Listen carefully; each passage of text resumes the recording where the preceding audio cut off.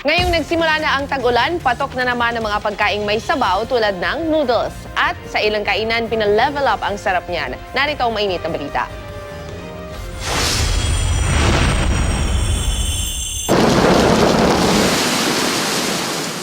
Kapag ganitong nagsisimula na ang tag-ulan, naghahanap na ng mainit ang ating tiyan.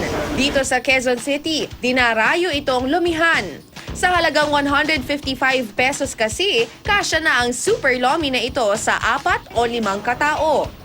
Siksik sa sahog na merong pork, kikiam, squid balls, itlog, atay at chicharon.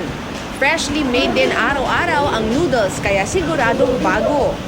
Yung noodles kasi namin sariling gawa talaga. So everyday, i-deliver dito sa store.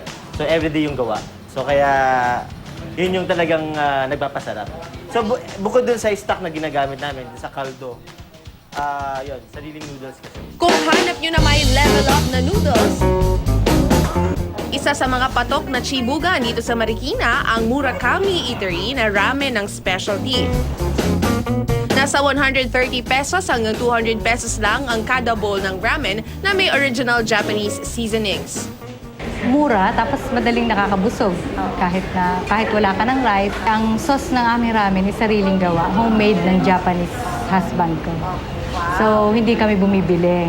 Unlike sa ibang restaurant na binibili ang sauce, kaya medyo hindi sila makapagbaba ng price. Para sa malamig na panahon, subukan nitong Tantan Men na gawa sa spicy miso. Kaya raw itong gawin sa bahay. Pakuluan lang ang bawang at pork sa loob ng 2 minuto. Lagyan ng miso, chili at cornstarch. Ito yung tinatawag nating miso sauce na nagbibigay lasa para sa Tantan Men.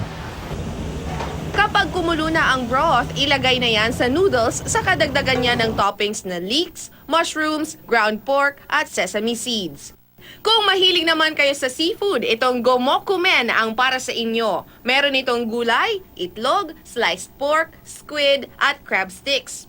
Pero ang nagpapasarap daw talaga sa ramen, ang malasa na broth na mula sa pinakuloang pork bones sa loob ng 15 oras.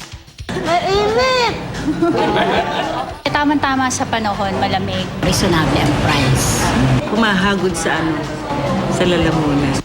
Napaka-metikuloso nga ng paggawa ng ramen mula sa lasa at timpla hanggang sa maingat na pagdidisenyo at paglalagay ng toppings. Yung presentation, importante yon sa ramen. Ganun kasi ang Japanese way yon na kailangan yung toppings kita, hindi nakalubog sa soup, para magandang tingnan.